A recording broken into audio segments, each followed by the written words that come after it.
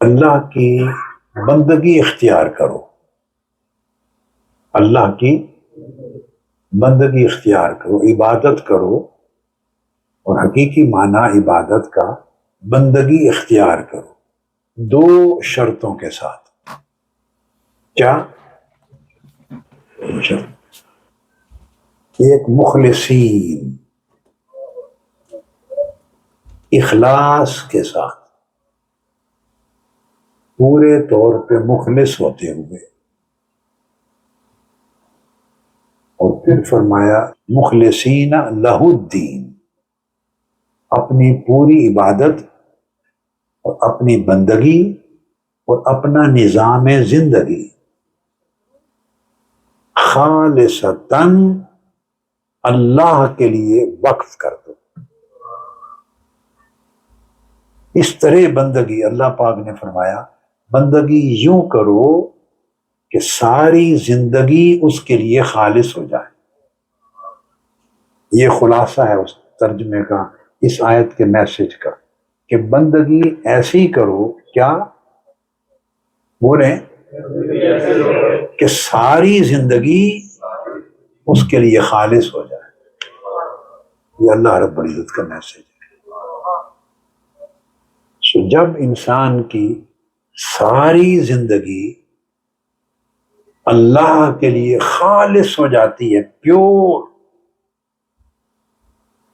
اور ایکسکلوسیو، اس میں پیورٹی اور ایکسکلوسیوٹی آ جاتی ہے، بالکل پاک و طاہر ہو جاتی ہے، خالص، پیور اور ایکسکلوسیو اللہ کے لیے ہو جاتی ہے، پوری زندگی، اس کی زندگی کا ہر لمحہ بندگی بن جاتا ہے، ہر لمحہ عبادت بن جاتا ہے۔ بقایا عبادات اس کی زندگی میں فرائض کی ادائیگی ہیں، واجبات کی ادائیگی ہیں، پھر کچھ عبادات سنت کے دائرے میں ہیں، کچھ مستحبات کے دائرے میں ہیں، یہ تو مقررہ ہو گئیں، بات سمجھ۔ کچھ عبادات ایکٹس آف ورشپ ایسے ہیں جن کا اللہ پاک نے حکم دے دیا، ان الصلاۃ کانت علی المؤمنین کتابا موقوتا، مقرر وقت ہیں پانچوں، تم نے نماز ادا کرنی، تو فرض ہو گیا۔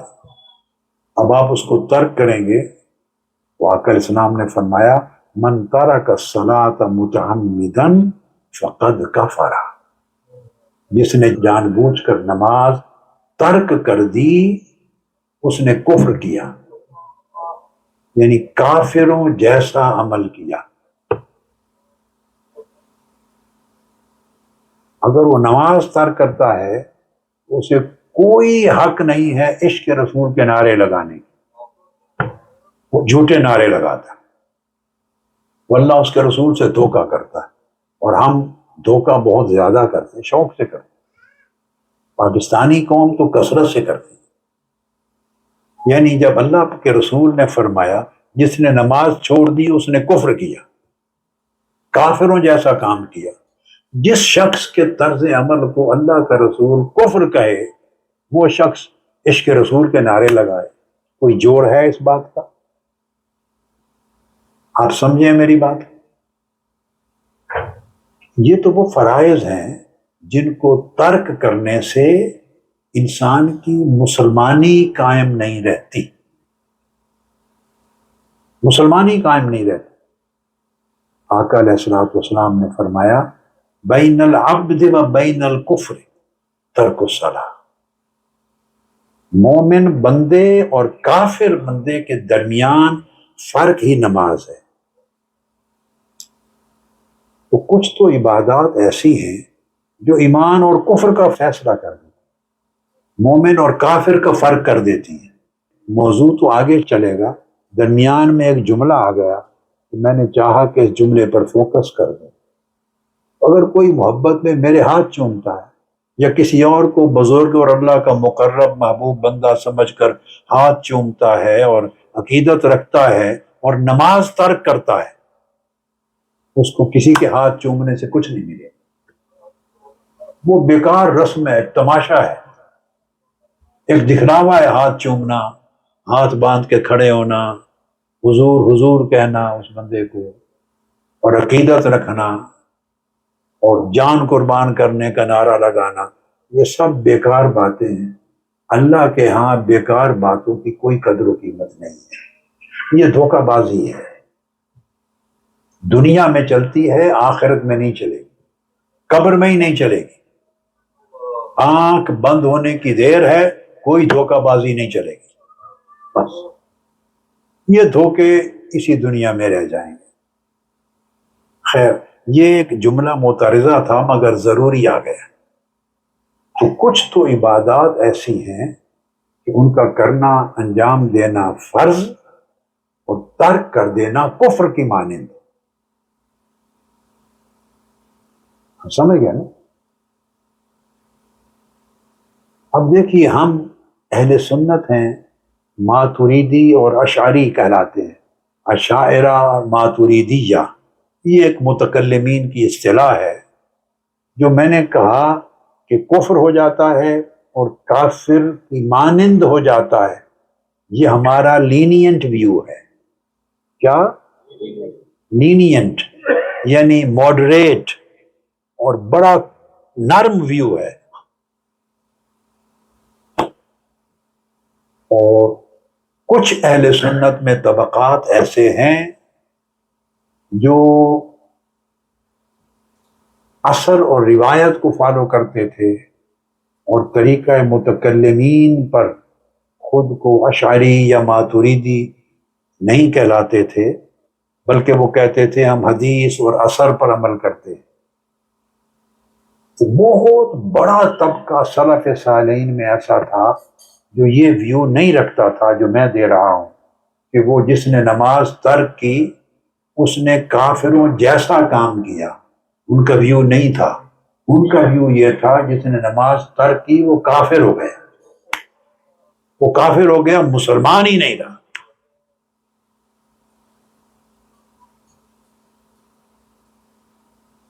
اب میری بات کو سمجھے، اور یہ بھی شریعت کے فالوورز کا قانون ہے، اور یہ بھی قانون ہے شریعت کے فالوورز کا قانون ہے۔ معلوم نہیں نماز ترک کرنے والوں کو کس قانون کے تحت دھر لیا جائے، کوئی گارنٹی نہیں ہے کسی کی۔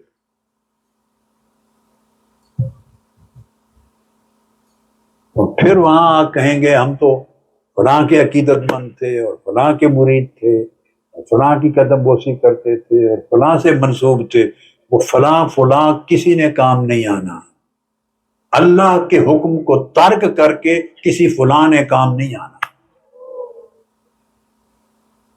کہ کئی پیر لوگ اور مولوی لوگ مال کمانے کے لیے آپ کو جھوٹی امیدیں دلاتے ہیں، وہ جھوٹی امیدیں یہودیوں کے پاس بھی ہوتی تھی، مسیحیوں عیسائیوں کے پاس بھی ہوتی تھی، اور کفار و مشرکین کے پاس بھی ہوتی تھی، اور قرآن مجید ان کو جھوٹی امیدوں کے نام سے ٹائٹل دیتا ہے۔ وہ بھی کہتے تھے، اللہ پاک فرماتا تھا کہ جھوٹی امیدوں پر آخرت کا دار و مدار نہیں ہے، اللہ کے حکم پر دار و مدار۔ یہ جو ریلیکسیشنز ہیں، یہ اہل سنت میں ہم لوگ جو خود کو بریلوی کہتے ہیں اور رضوی کہتے ہیں اور بریلوی کہتے ہیں، اور ان میں مریدین ہوتے ہیں، مرید ہوتے ہیں، اور طریقے اور مشائخ اور اولیاء کو مانتے اور میلاد پاک کرتے ہیں ہم لوگ، اور 11ویں شریف کرتے ہیں، یہ جتنا یہ طبقہ ہے ہمارا ان پر فوکس کرنے والا، ان کو بہت سے لوگوں نے اپنے پیٹ کے لیے، اپنے کاروبار کے لیے، اپنے دھندے کے لیے، اپنی کمائی اور دکانداری کے لیے ایسی جھوٹی امیدوں پر لگا رکھا ہے۔ ان کو زبان سے یہ نہیں کہتے، زبان سے نہیں کہتے، مگر تاثر دین کا اس طرح ان کے ذہن میں ڈال دیا ہے، اور تصور ایسا ڈال دیا ہے کہ ٹھیک ہے، ہاتھ میں ہاتھ دے دیا، رفاقت لے لی، یہ سب ایک ہی چیز ہے۔ آپ نے اگر کاغذ پہ لکھ کے رفاقت لے لی، دستخط کر دیا، یہ اسی طرح کمٹمنٹ ہے جیسے کسی کے ہاتھ میں ہاتھ دے کر کمٹمنٹ کر لی. یہ جو بیعت ہوتی ہے یہ کمٹمنٹ ہے. کیا؟ وہ قلم سے، ہاتھ سے کر لی، زبان سے کر لی، دل سے کر لی. کیا؟ دل سے کر لی. یہ کمٹمنٹ ہے. آپ نے لا الہ الا اللہ محمد رسول اللہ زبان سے کلمہ پڑھ لیا، آپ حضور علیہ الصلوۃ والسلام سے بیعت ہو گئے، آقا علیہ السلام سے بیعت ہو گئے. بیعت کا یہ معنی ہے. آپ نے کمٹمنٹ کر دی، آپ یہ بیعت ہے. ہم سب قیامت تک کلمہ طیبہ پڑھنے والے امت محمدی سب حضور علیہ السلام سے بیعت ہے. باقی بیعتیں تو اس سے نیچے ہیں، پھر چھوٹی چھوٹی بیعتیں اور یا صالحین کی پھر تو اس بڑی بیعت کے نیچے ہیں. آپ بات کو سمجھ گئے نا؟ اس سے بڑھ کر ہر مومن جس نے توحید اور رسالت پہ ایمان ڈکلیئر کر دیا اس نے اللہ سے بیعت کر لی. کس سے بیعت کر لی؟ کیا قرآن مجید میں اللہ پاک نے نہیں فرمایا انما یبایعون اللہ؟ رسول سے کمٹ کرنے والے اللہ سے بیعت کر رہے ہیں، اور اللہ نے تمہاری جان و مال جنت کے عوض خرید لی ہے. بِأَنَّ لَهُمُ الْجَنَّةَ، اللہ پاک نے خرید لیا ہے تمہاری جان و مال کو. بیع کیا کہتے ہیں بیٹے؟ خرید و فروخت کو کہتے ہیں. تم نے جان و مال کی قیمت پے کی، اس کے عوض اللہ نے تمہیں جنت دے دی. یہ بیع و شراء ہو گیا. بیع و شراء وہ اللہ سے بیعت ہے. ہر توحید پر ایمان رکھنے والا مومن اللہ سے بیعت ہے. ہر کلمہ محمدی پڑھنے والا رسول پاک صلی اللہ علیہ وآلہ وسلم سے بیعت ہے. باقی ساری بیعتیں نیچے ہیں. تو یہ کمٹمنٹ ہے. بیعت کی اصل کیا ہے؟ کمٹمنٹ. اس کمٹمنٹ کے موڈز ہیں. کوئی ضروری نہیں ہے کہ کسی کے ہاتھ میں ہاتھ رکھ کر کیا کریں، وہ بھی بیعت ہے. زبان سے اقرار کر لیں، بولیں، یہ بھی بیعت ہے. کاغذ پر لکھ کر دستخط کر کے رفاقت کے سائن فارم کرتے ہیں، یہ کر لیا، یہ بھی بیعت ہے. ملے بھی نہیں. حضور سیدنا غوث العظم رضی اللہ تعالیٰ عنہ سے، حضور داتا گنج بخش علی حجویری سے، بڑے بڑے اکابر اولیاء، ان کی کتاب پڑھی اور ان کی عقیدت کے ساتھ دل کو ربط کر لیا، جوڑ لیا، ایک عہد کر لیا کہ میں ان کی تعلیمات پہ چلوں گا. یہ بھی بیعت ہے.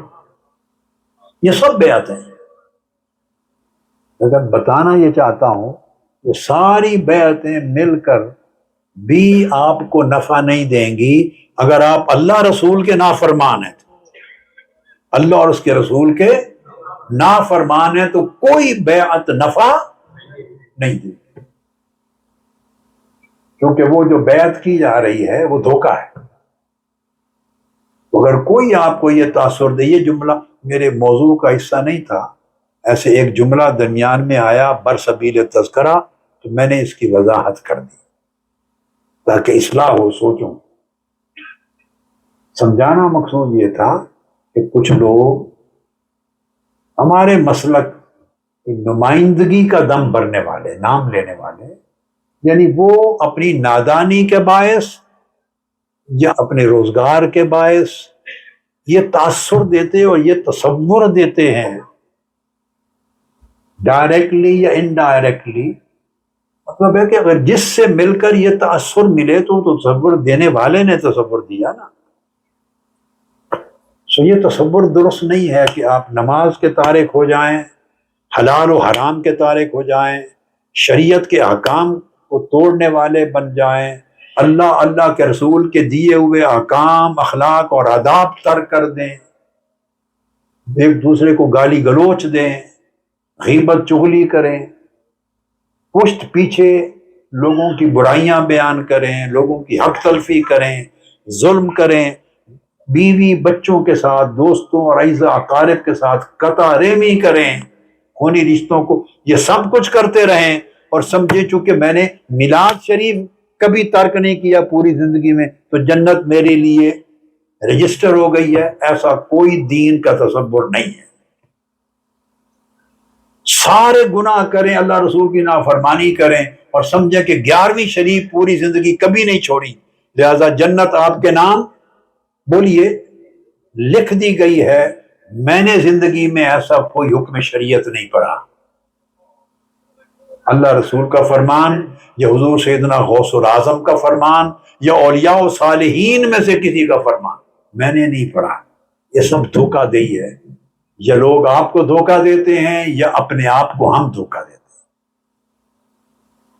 یہ ساری چیزیں اجر کا باعث بنے گی، نیکیاں ہیں، ان میں خیرات ہیں، ان میں حسنات ہیں، سب مقبول ہوں گی بشرطے کہ اصل اوپر کے احکام پورے ہوں، اللہ رسول کی نافرمانی نہیں ہوگی۔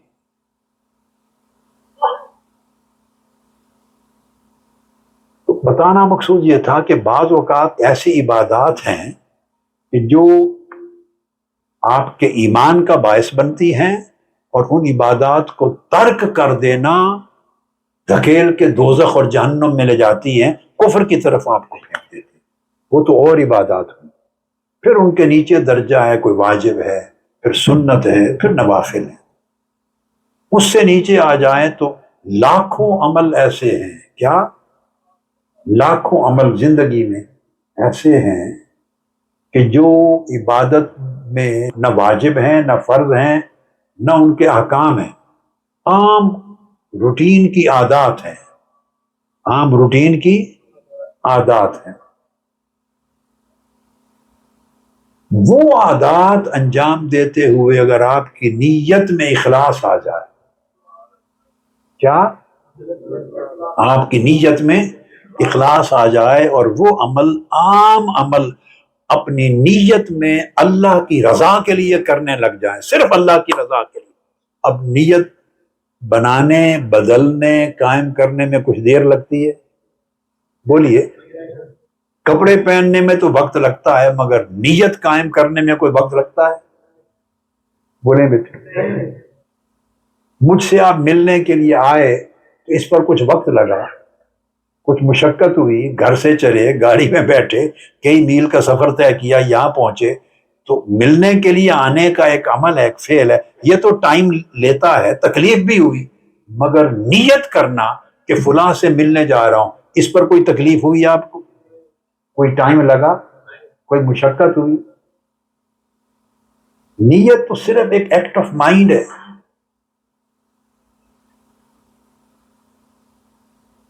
آپ نے کسی کو کھانا کھلایا، کچھ چیز خرید کے لائے، کھانا پکایا، بنایا، سرو کیا، ہر عمل پہ ایک وقت لگا، تکلیف لگی، خرچ ہوا، خرچ ہوا۔ اور اگر صرف اتنی نیت کر لیں کہ یہ بھوکا ہے، بس میں اس نیت سے کھانا کھلا رہا ہوں، اس پر کوئی خرچ آیا؟ اس نیت پر کوئی ٹائم لگا؟ سمجھانا مقصود یہ ہے کہ نیت تو چٹکی میں ہو جاتی، بس ایسے جلانا ہے، ذہن کی ایک خیال کو جلا دینی ہے، بس نیت ایسے، نیت پہ کوئی خرچ نہیں آتا۔ بولیے، اگر کسی کا خرچ آتا ہو تو مجھے بتا دے تاکہ میں اپنے آپ کو کریکٹ کر لوں۔ نیت کرنے پر کوئی خرچ آتا ہے؟ کوئی تکلیف ہوتی ہے؟ بولیں بیٹے، کوئی تھوڑا سا وزن اٹھانا پڑتا ہے؟ کوئی مشقت ہوتی ہے؟ کوئی ایفرٹ کرنی پڑتی ہے کہ میری کمر خراب ہے، گردن میں درد ہے، ٹانگوں میں تکلیف ہے، میں نیت نہیں کر سکتا، کمزوری ہے، بیمار ہے، بیڈ پر پڑے ہیں، بیمار اٹھ بھی نہیں سکتے، تو بیڈ پر پڑے اٹھ بھی نہیں سکتے، تب بھی نیت میں کوئی ٹربل ہے بنانے میں؟ نیت تو کچھ لیتی ہی نہیں ہے آپ کا۔ وہ نیت جس پہ نہ کوئی خرچ آتا ہے، نہ بوجھ آتا ہے، نہ تکلیف ہوتی ہے، نہ مشقت کرنی پڑتی ہے، نہ کوئی ایفرٹ کرنی پڑتی ہے، صرف نیت ایک ذہن کے اندر ایک خیال کو قائم کرنا ہے، بس وہ نیت اگر اتنی کر لیں کہ یہ عمل اللہ کی رضا کے لیے کرنا ہے، بس۔ آپ دوستوں سے ہر روز ملنے جاتے ہیں نا، جاتے ہیں گپ شپ لگانے، ٹھیک ہے، کبھی ملنے جاتے ہیں کہ چلو کچھ ٹائم پاس کر لیں، کبھی ملنے جاتے ہیں کہ گیم کر لیں، کھیل لیں، کبھی ملنے جاتے ہیں کہ چلو لنچ کر آئیں، ڈنر کر آئیں ریسٹورانٹ پر، کبھی ملنے جاتے ہیں کہ چلو گیٹ ٹوگیدر ہے، کبھی ملنے جاتے ہیں کہ تھک گئے ہیں کام کر کر کے، بور ہو گئے، تھوڑا ریلیکس ہو جائیں، یہ نیتیں ہیں بیٹے، یہ سب نیتیں ہیں۔ تو جب یہ نیتیں کرتے ہیں، اس میں اگر یہ نیت کر لیں، اس میں اگر یہ نیت کر لیں کہ وہ دکھی تھا، فار ایگزامپل کسی وجہ سے دکھی ہے، تو اس لیے جاتے ہوئے نیت کر لیں کہ میں جاؤں گا، اس سے اس کا دکھ دور ہو جائے، اس کو خوشی مل جائے گی۔ میں خود ریلیکس نہیں ہونے کے لیے جا رہا، بلکہ جانے سے میں اسے ریلیکس کر دوں گا، اس کا بوجھ ذرا دور ہو جائے گا، وہ پریشان ہے، میرے جانے سے اسے خوشی ہو جائے گی، وہ بھوکا ہے، میں جا کے اس کو کھانا کھلا دوں گا، وہ ٹربل میں ہے، بہت مشکلات سے گزرا ہے، تھوڑا اس کا غم دور کر دوں گا۔ اگر نیک اور صالح ہے تو یہ نیت کر لیں کہ اللہ والا ہے تو میں اس کی زیارت کر لوں، کوئی لمحہ اس کی مجلس میں بیٹھ لوں، شاید اس کی مجلس میں بیٹھنے سے مجھے نیکی مل جائے، اللہ راضی ہو جائے۔ اللہ والوں سے، نیک لوگوں سے ملنا ہی نیکی ہے، بس یہ نیت ہے۔ میں آپ کو کئی مثالیں دے رہا ہوں، بس اتنا سا ایک فوکس ہے آپ کا، اتنا کر لیں تو وہ ملنے جانا، کھانا کھلانا، اس کے ساتھ بیٹھنا، مجلس کرنا، اٹھنا جانا، قدم قدم اٹھانا، سب عبادت بن جاتا ہے۔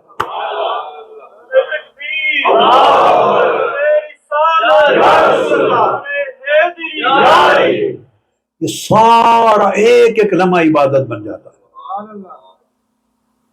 اس لیے فرمایا مخلصین لہ الدین، اگر نیت میں، بندگی میں اخلاص پیدا ہو جائے نیت میں، تو ساری زندگی بندگی بن جاتی ہے۔ پھر آپ کی عبادت گنی گنائی نمازوں کی محتاج نہیں رہتی۔ 5 نمازیں لکھی گئیں، اتنی سنتیں لکھی گئیں نامہ اعمال میں، اتنے نوافل لکھے گئے، اتنی تسبیح لکھی گئی، اتنی بار درود پاک پڑھا لکھا گیا۔ یہ جو مقررات ہیں، مقرر عبادات، صرف یہی نامہ اعمال میں نہیں رہتی، اور آپ کا بینک بیلنس محدود نہیں رہتا، بینک بیلنس لمیٹڈ نہیں رہتا۔ آپ ہر کام میں نیت میں اللہ کو لے آئیں، بس ہر کام میں اٹھیں بیٹھیں چلیں کھائیں پیئیں، بیوی بچوں سے بھلائی کریں، بیوی کو خرچہ دیں، بچوں کو لے جائیں، ادھر باہر واک پر جائیں، مسجد جائیں، باہر جائیں، اس نیت میں اللہ کو ڈال لیں، نیت میں اللہ کا خیال ڈال لیں، اللہ کا دھیان ڈال لیں، جو کر رہے ہیں اس کو کسی نہ کسی طریق سے اللہ کے ساتھ جوڑ لیں، اللہ کی رضا کے ساتھ جوڑ لیں۔ بس اللہ کی رضا کے ساتھ جو ہی آپ نے جوڑا، آپ کی عادت، کیا لفظ بول رہا ہوں، ہر عادت اگر جائز ہے، ناجائز نہیں ہے، ہر عادت عبادت بن گئی، ہر عادت بولیے عبادت بن گئی، ورنہ عادت کا کوئی تعلق واسطہ عبادت سے نہیں۔ صرف آپ نے اپنے ذہن کو جوڑا اللہ کی رضا کے ساتھ، بس اپنے خیال کو جوڑا اللہ کی رضا کے ساتھ، یہ کام اللہ کی رضا کے لیے کرنا، تو وہ آپ کی عادت، بولیے عبادت بن گئی۔ کیا عبادت بن گئی؟ اب میں ایک بڑی خاص بات کہنے والا ہوں، دھیان سے سنیں، اب اس کے برعکس ایک بات کر رہا ہوں، اس کے ساتھ ایک جملہ اور ایڈ کر لوں۔ آپ نے صرف اپنے ذہن میں اپنی سوچ اور نیت کو اللہ کی رضا کے ساتھ جوڑا، تو میں نے کیا کہا، آپ کی ہر عادت اگر جائز ہے، جائز، ہر جائز عادت عبادت بن گئی، اور ہر اباحت، جو چیز پرمیسیبل ہے، اباحت مباح، اباحت قربت بن گئی، اللہ کی قربت بن گئی، صرف اتنی چیز سے کہ اپنی نیت کو اللہ کی رضا سے جوڑ دینا ہے، اور یہ اندر ہے، صرف آپ کے دل و دماغ میں ہے، اور میں نے آپ کو پہلے کہہ دیا اس پہ کوئی ایفرٹ ہی کوئی نہیں، کتنا آسان کام ہے۔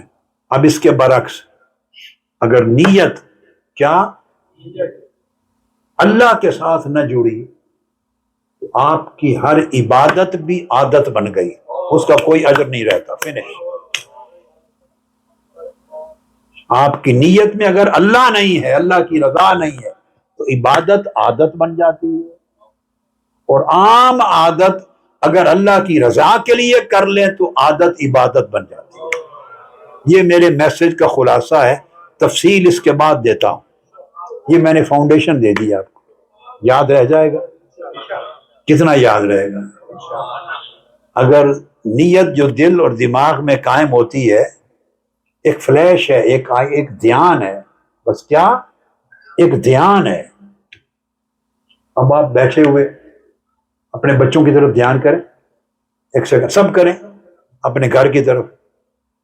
کچھ خرچ آیا؟ کوئی تکلیف ہوئی؟ کوئی پریشانی؟ سر میں درد تو نہیں ہو گئی؟ کوئی جسم میں تھکاوٹ ہوئی؟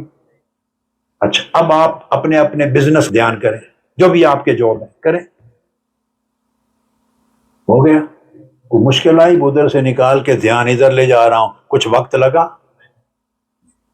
اگر آپ اپنے اسکول کا دھیان کریں، جہاں سے پڑھے، چلا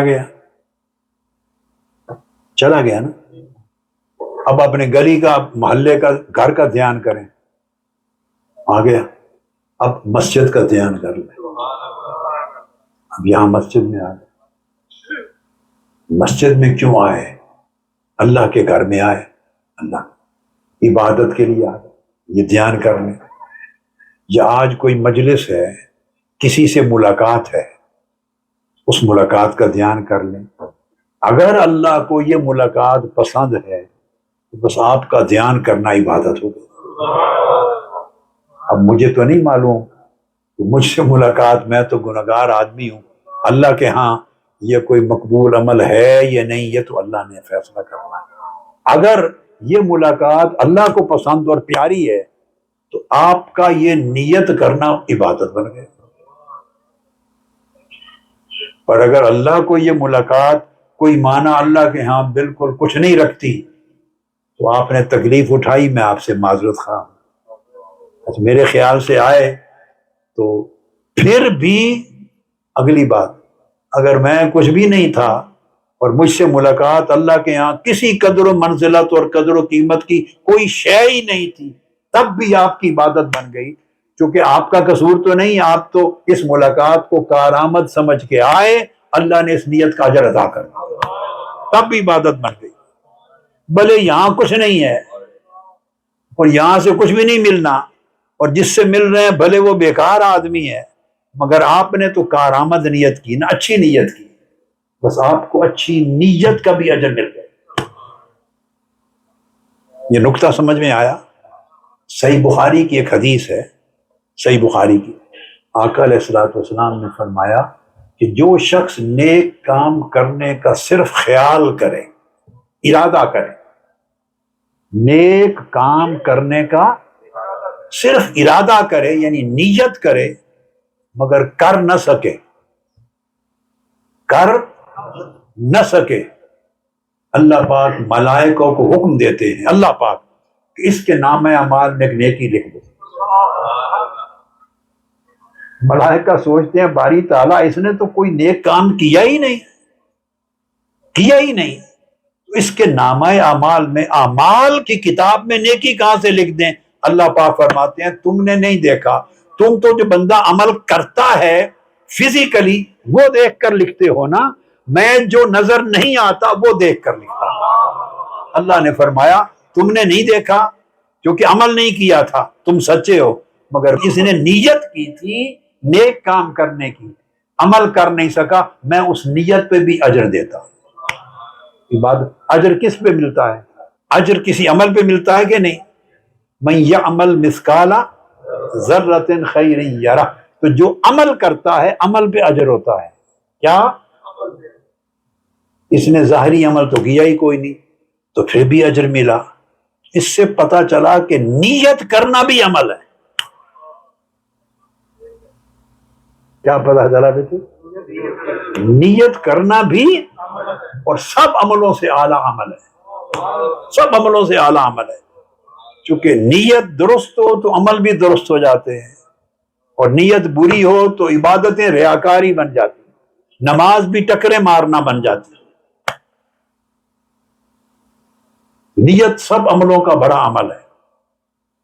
تو میں نے جو نقطہ آپ کو بتایا وہ یہ کہ اگر نیت خالصتاً اللہ کی رضا کی ہو تو ہر عادت عبادت ہو جاتی ہے، اور اگر نیت اللہ کی رضا کی نہ ہو، ریا کی ہو، کیا دکھلاوے کی ہو، تو عبادت بھی عادت بن جاتی ہے۔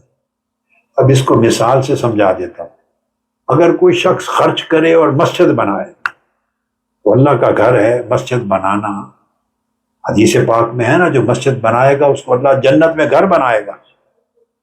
اب اگر مسجد بنانے والا شخص اور مسجد پہ لاکھوں پاؤنڈز خرچ کرنے والا شخص یہ نیت بنائے کہ انہوں نے اس محلے میں بنائی تھی میری برادری کے فلاں شریکوں نے، میں نے ان سے بڑی بنا کے دکھانی ہے، بندے سارے ادھر جاتے ہیں، میں بناؤں گا مسجد، سارے کھینچ کے ادھر لاؤں گا۔ اب یہ کسی نے پڑھی ہے نیت، اس کے ذہن میں لکھی ہوئی نیت پڑھی جاتی؟ نہیں، اللہ پڑھتا ہے۔ اب بنائی مسجد، نیت یہ تھی، اس کا کوئی اجر نہیں ہے، اس نے لاکھوں پاؤنڈز خرچ کر دیے، نامہ اعمال زیرو،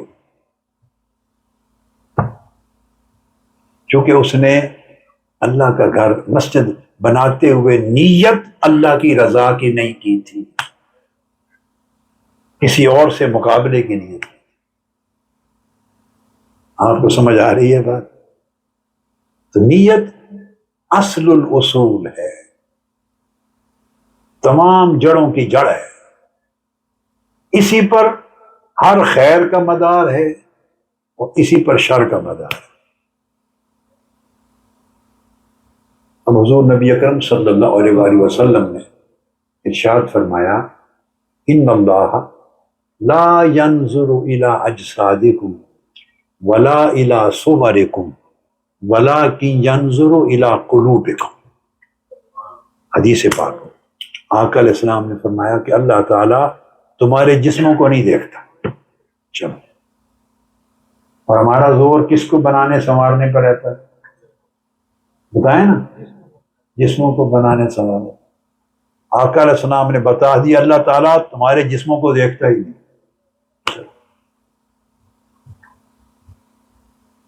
جیسا کہ اس نے ارشاد فرمایا تم بڑے بڑے جانور لاؤ، خوبصورت قیمتی، اور قربانی کرو، تو فرما دیا اس کو تمہارے گوشت پہنچتے ہی نہیں، اس کو تمہارے قربانی کے گوشت پہنچتے ہی نہیں۔ تو باری تعالیٰ پہنچتا کیا ہے؟ فرمایا وہ جو قربانی کرتے ہو نا، اس قربانی کے وقت جو تمہاری نیت ہے اس کا تقویٰ پہنچتا ہے،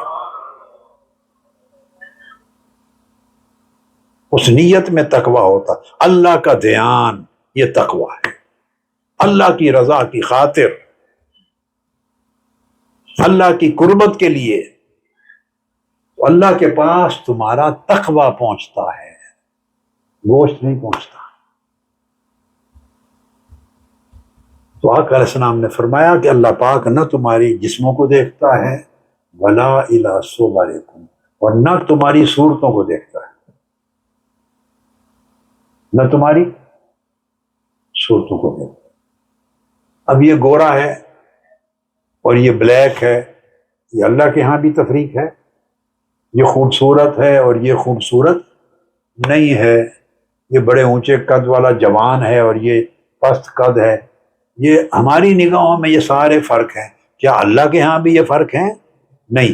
اس لیے فرمایا نہ میں تمہارے جسموں کو دیکھتا ہوں اور نہ تمہاری صورتوں کو دیکھتا ہوں، کس کو دیکھتا ہوں؟ وَلَٰكِن يَنظُرُ إِلَىٰ قُلُوبِكُمْ، وہ صرف تمہارے دلوں کو دیکھتا ہے، صرف تمہارے دلوں کو دیکھتا ہے۔ اس حدیث پاک سے ایک میسج ملا جو میں آپ کو دینا چاہوں گا۔ اس حدیث میسج کیا ہوا کہ لوگوں اپنے جسموں کو سنوارنے کی فکر اتنی نہ کرو، اپنی صورتوں کو سنوارنے کی فکر اتنی نہ کرو، ساری فکر اپنے دلوں کو سنوارنے کی کرو، دلوں کو سنوار، دل سنور گئے تو سب کچھ سنور گیا۔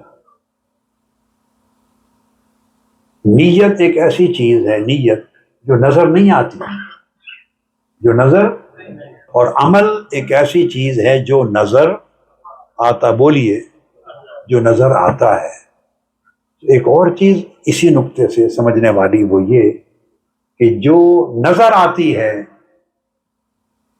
اس کی قدر و قیمت اس شے کے مقابلے میں کم ہے جو نظر نہیں آتی. جو نظر نہیں آتی وہ بڑی قیمتی شے ہے اور وہ نیت ہے. جو نظر آتی ہے وہ فعل ہے، وہ ایکٹ ہے، وہ اس سے کم قیمت.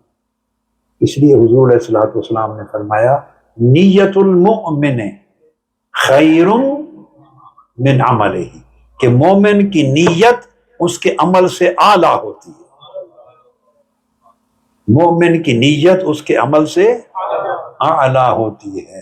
اور عمل المنافق خیر من نیتہ، منافق کا عمل اس کی نیت سے اعلیٰ ہوتا ہے. منافق کی نیت کمزور، ماڑی، تھکی ماندی، بری،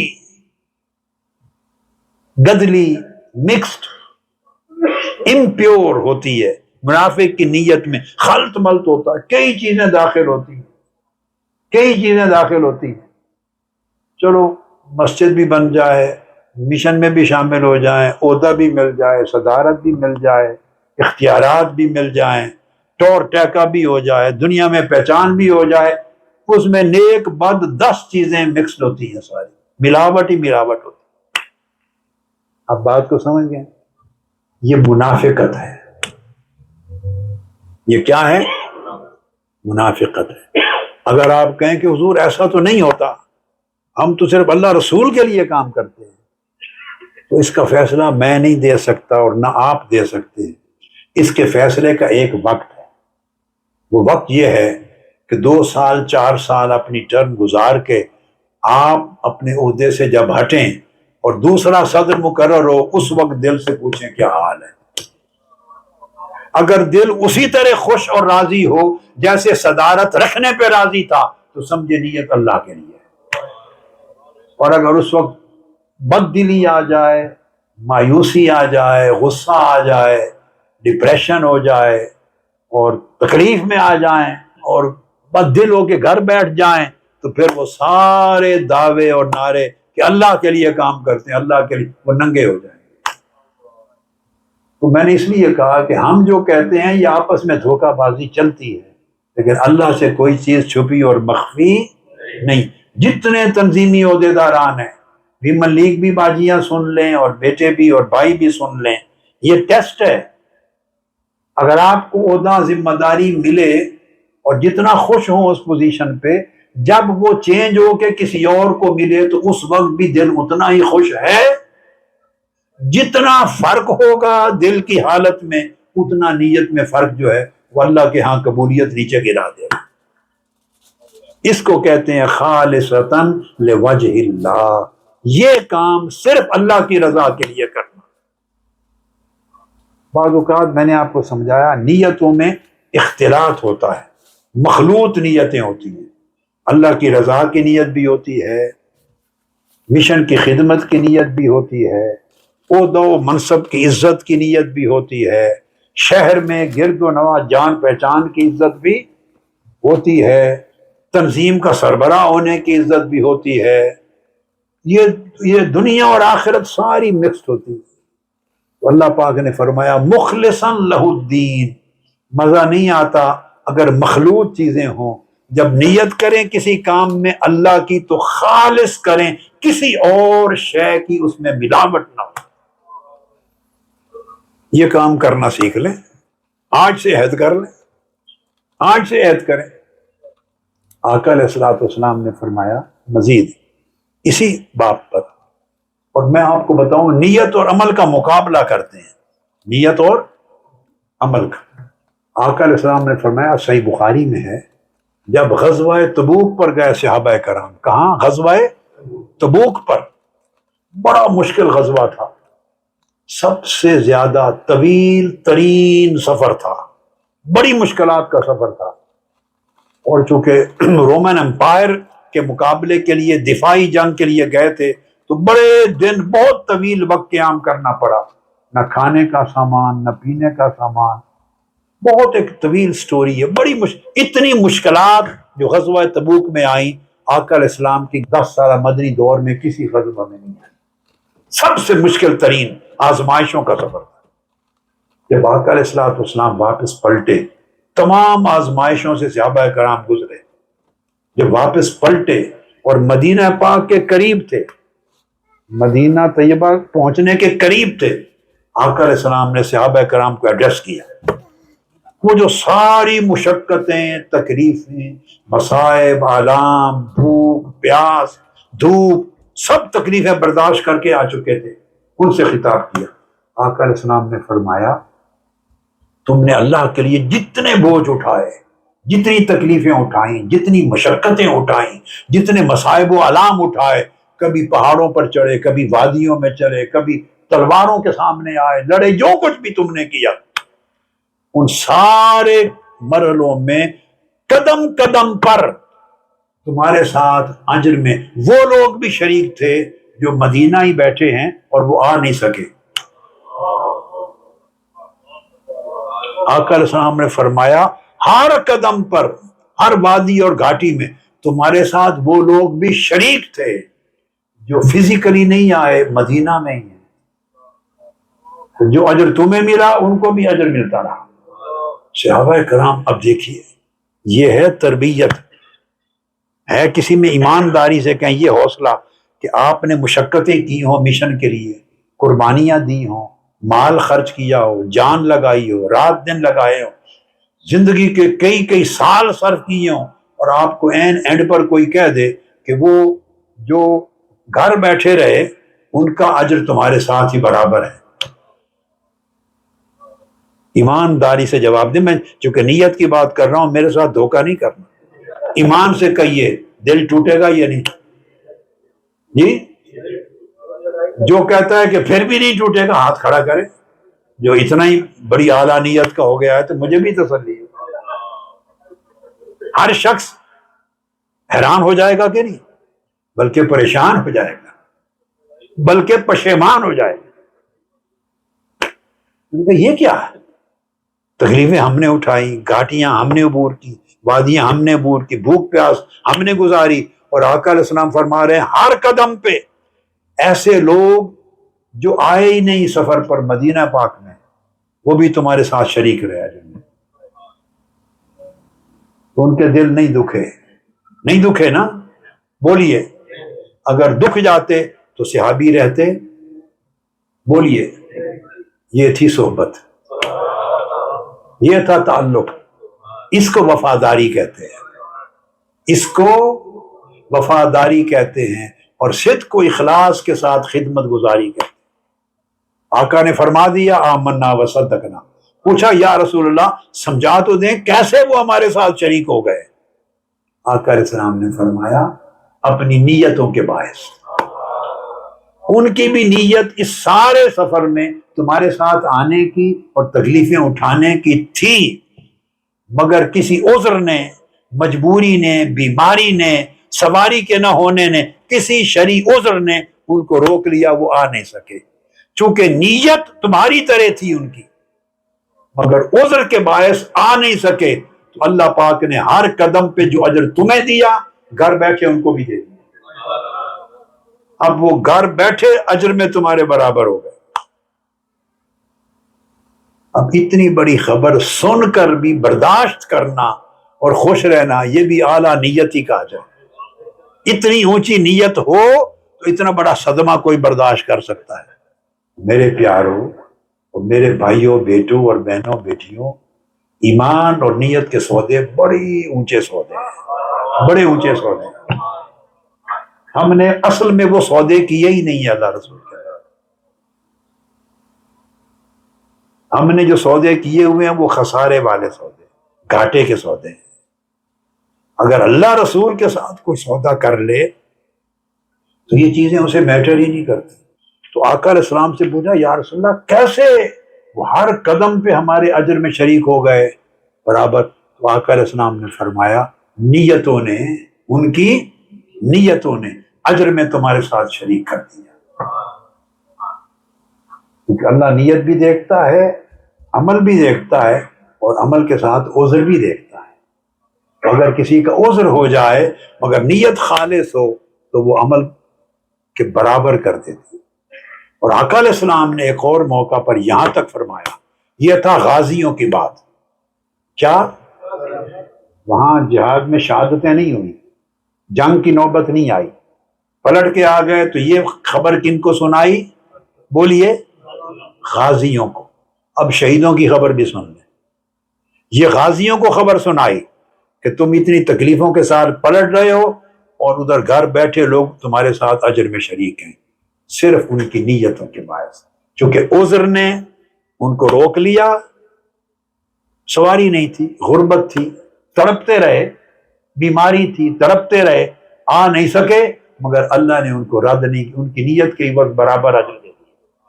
اب شہیدوں کی بات سنیں. ایک موقع پر آقا علیہ السلام نے فرمایا، صحابہ کرام کو جس جہاد میں شہید ہوئے تھے کئی لوگ، تو آقا علیہ السلام نے فرمایا سنو، شہید صرف وہ لوگ نہیں ہوتے جو دشمن سے لڑ کے اللہ کے نام پر، اللہ کے لیے تلوار سے جن کے سر قلم ہو جاتے ہیں، شہید صرف وہ نہیں ہوتے. آقا علیہ السلام نے فرمایا بہت سے شہید ایسے بھی ہیں جنہیں موت گھر میں بستر پر آتی ہے مگر اللہ ان کو شہداء میں شریک کرتا ہے، ان کو شہید کر دیتا ہے. پھر پوچھا یا رسول اللہ وہ کیسے؟ فرمایا ان کی نیت کے ہی بس. ان کی نیت اتنی ہی تھی خالص اور سچی، بناوٹی نیت نہیں تھی. ہماری نیتیں بناوٹی ہیں، ہم سب بناوٹی ہیں، ہم سارا کچھ ہی بناوٹی. معاف کر دیں، ہم سارا کچھ بناوٹی ہیں، مصنوعی ہیں. یہ جو مصنوعی پن ہے، مصنوعیت، اس کو چاہتا ہوں اتار کے پھینک دیں، توڑ دیں. جب توڑیں گے تو اندر اگر نیت خالص ہوگی تو جوہر پرل نکل آئے گا، موتی نکل آئے گا، وہ چمکا دے گا. تو فرمایا کہ ایسے بھی بہت سے شہید ہیں جن کی موت ان کے بستر پر آتی ہے مگر اللہ پاک انہیں شہادت کا درجہ دیتا ہے. کیوں؟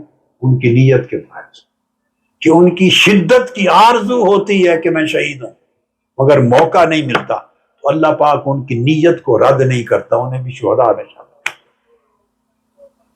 اب آپ سمجھ گئے نیت کا کتنا بڑا مقام ہے، نیت کا کتنا بڑا مقام ہے. اگر نیت درست ہو جائے تو انسان کو زندگی میں کبھی دھچکا نہیں لگتا، کبھی دھچکا نہیں لگتا. نیت درست ہو تو انسان کو دھچکا نہیں لگتا، اس لیے کہ وہ چیزیں جو کبھی آتی ہیں کبھی جاتی ہیں، عہدے کبھی ملتے ہیں کبھی تبدیل ہوتے ہیں، پوزیشنز آتی ہیں چینج ہوتی رہتی ہیں. جیسے مال کبھی آتا ہے کبھی جاتا ہے، نفع کبھی آتا ہے کبھی جاتا ہے، کبھی نقصان ہوتا ہے کبھی نفع ہوتا ہے. بزنس میں کبھی اپس اینڈ ڈاؤنز آتے ہیں، کبھی صحت آتی ہے کبھی بیماری آتی ہے. یہ سارا کچھ آتا جاتا ہے یا نہیں؟ بولیے. اگر اس ساری حقیقت کو سمجھ کر یہ بھی سمجھ لیں کہ مشن کی تنظیموں میں عہدے بھی آتے اور جاتے ہیں، تو جیسے باقی چیزوں پر دکھ نہیں ہوتا تو ایسی چیز پر بھی دکھ نہیں ہوگا. آپ سمجھ گئے نا؟ یہ نوکری کے طریقے، اللہ اس کے رسول کی نوکری ہے، بھلے وہ جھاڑو پھیرنے پہ لگا دے، بھلے وہ کوکنگ پہ لگا دے، بھلے وہ جہاد پہ لگا دے، بھلے وہ دعوت و تبلیغ پہ لگا دیں، وہ مالک ہیں.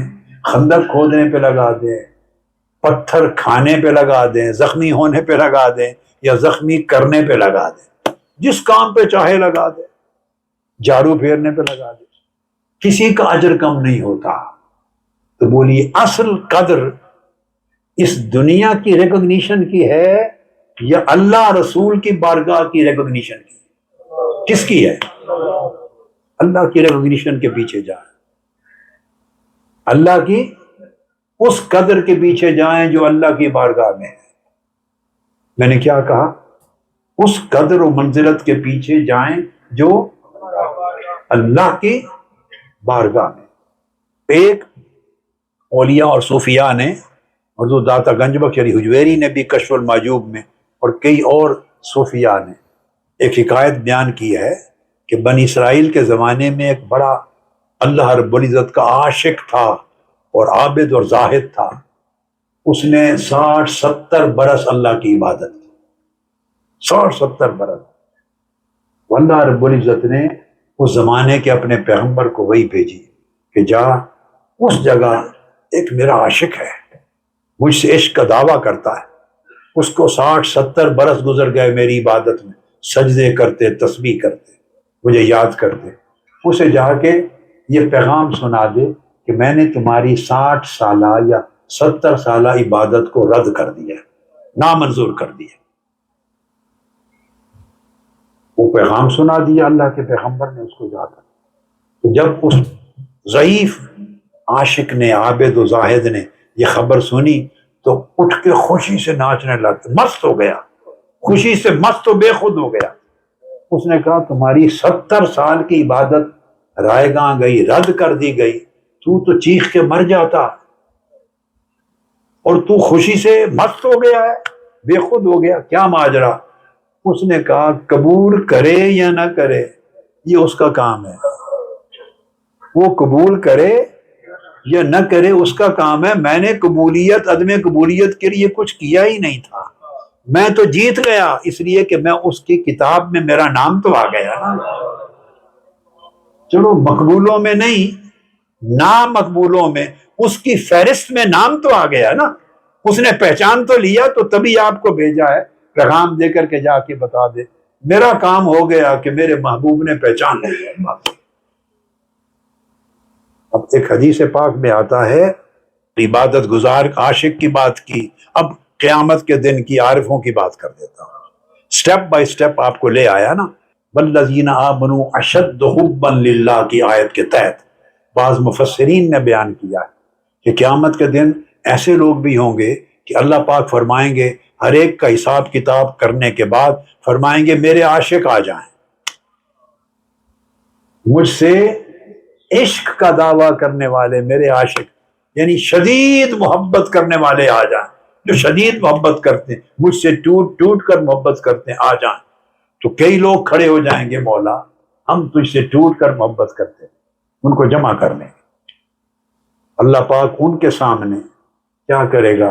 حکم دے گا فرشتوں کو کہ کفار و مشرکین کے بتوں کو بھی جہنم میں بھیج دیں، کیا پھینک دیں، اور ان مشرکوں کو جو بتوں کی پوجا کرتے تھے ان کو بھی جہنم میں پھینک دیں۔ بت چلے جائیں گے نا جہنم میں، تو حکم ہوگا اب تمہارے معبود جن کی پوجا کرتے تھے جہنم کی آگ میں جل رہے ہیں، تم بھی چلے جاؤ، وہ بھی کود جائیں گے۔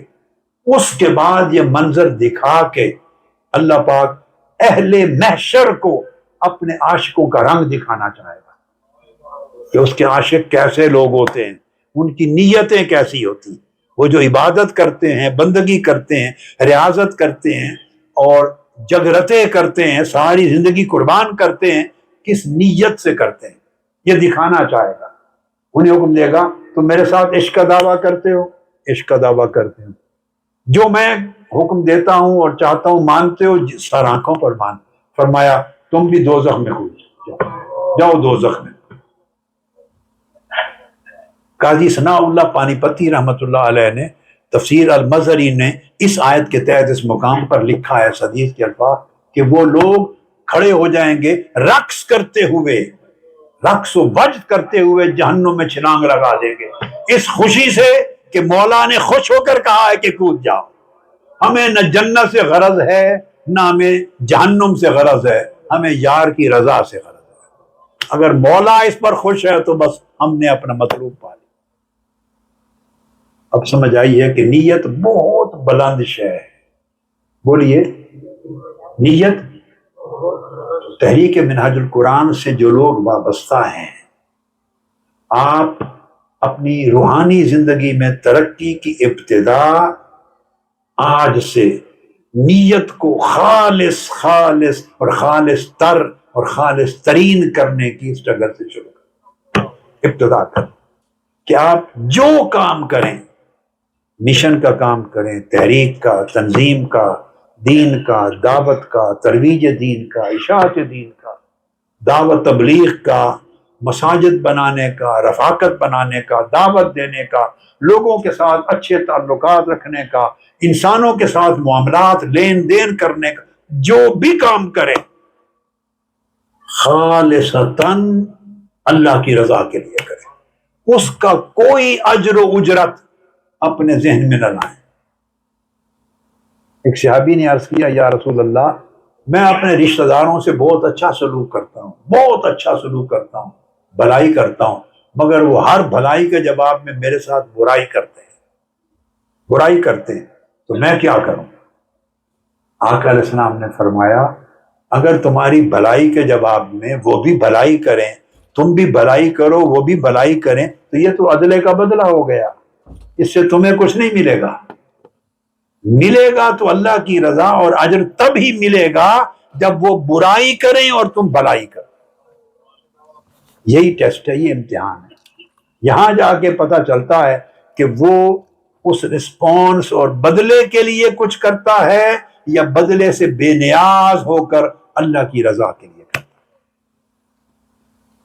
تو بس اللہ کی رضا کو، اللہ کی خوشنودی کو، اللہ کی محبت کو اور اللہ کی قربت کو، صرف اور صرف اسی شے کو اپنا مطلوب و مقصود بنا لیں، تو پھر دنیاوی عمل بھی اخروی عمل بن جائیں گے اگر جائز ہے، حرام نہیں ہے۔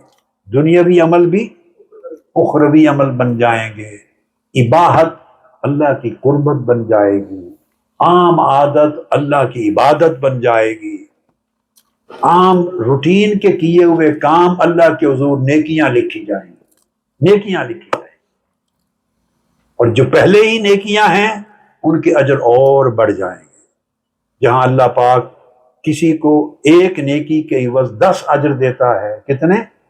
10، تو کسی کو ایک نیکی کے عوض 100 اجر دیتا ہے، اسی نیکی کے عوض کسی کو 700 گنا دیتا ہے۔